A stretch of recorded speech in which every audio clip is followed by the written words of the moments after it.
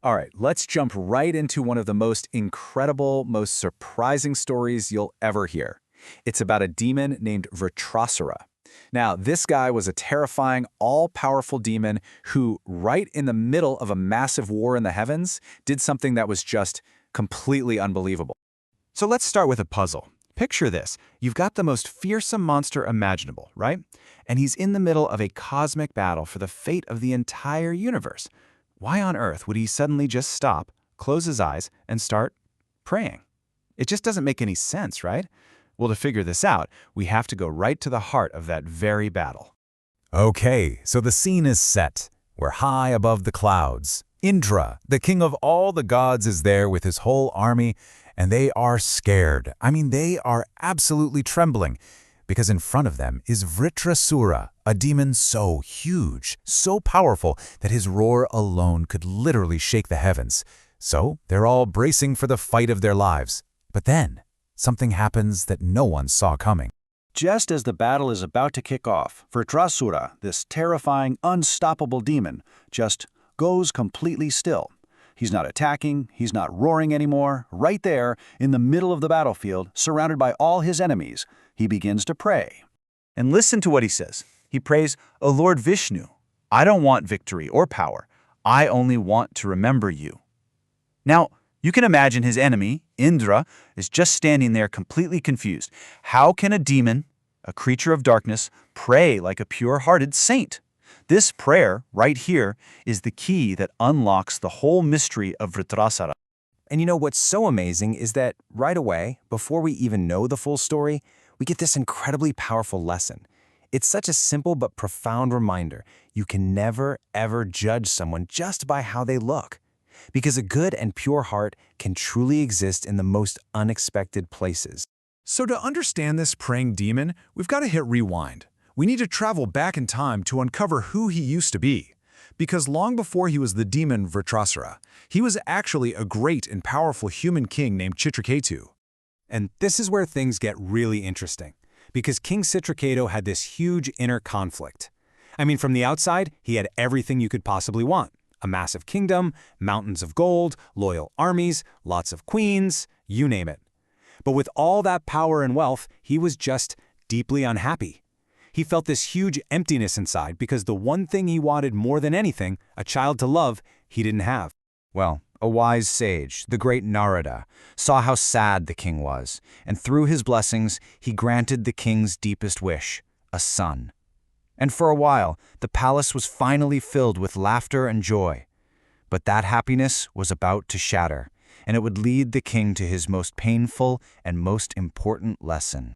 He named his son Harshasoka, a name that literally means joy and sorrow. How tragic is that? Because, sure enough, the king's other queens became incredibly jealous, and they secretly poisoned the baby. King Chitraketu was absolutely destroyed. He just sat there, holding his son's lifeless body, completely lost in his grief. And it's in this moment of just total despair that the sages came back.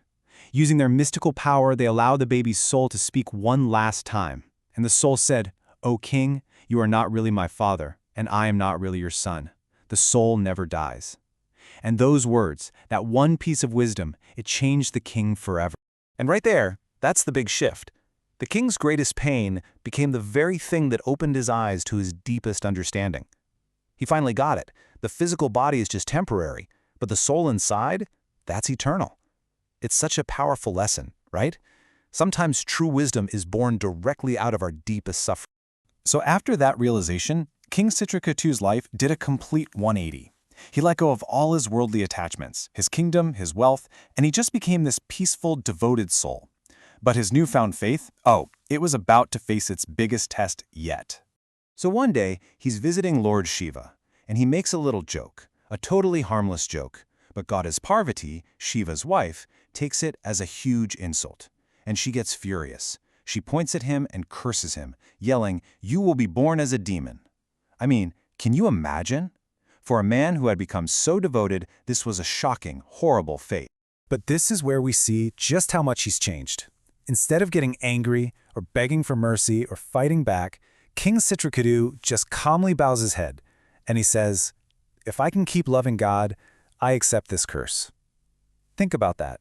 He had only one condition, that no matter what happened, he would never lose his connection to God. You can really see the whole journey of his soul here, can't you? He starts as this sorrowful king who has everything but is empty inside. Then he becomes a grieving father, and through that pain, he learns that the soul is eternal. That transforms him into a peaceful devotee, giving up all his pride. And finally, he becomes this cursed saint who accepts even the worst fate without a single drop of fear. And that brings us right back to the beginning, back to that battlefield. And suddenly, it all makes perfect sense, doesn't it? The mystery of the praying demon is solved. The body was Vritrasura, the demon, yes. But the soul inside, that was still Citracatu, the devoted saint. So when he prayed on that battlefield, he wasn't asking to win the fight. He was asking for pure devotion. He was saying, "Let me always be your servant, even if I am born again and again and again." He wasn't fighting for power or for a kingdom. He was fighting for his love for God, no matter what physical form he had to take. So when Indra finally threw that mighty thunderbolt and struck him down, Vritrasura actually smiled. He lost his demonic body, sure, and he lost the battle against the gods, but the devotee inside of him, oh, he won everything. He won freedom for his soul and an eternal place with God. His ultimate defeat was actually his greatest victory. So what can we take away from this incredible story? This story of a demon who was really a saint deep down. Well, the lessons here are just so profound and they're totally timeless. The wisdom of this story is just so clear. It teaches us that what defines a person is their heart, not their body or their job title. It shows us that suffering doesn't have to break us. It can actually make us wise. And it reminds us that true success in life isn't about winning battles or piling up wealth. The greatest success of all is the love and devotion that we carry inside of us. And all of that leaves us with one final big question to think about.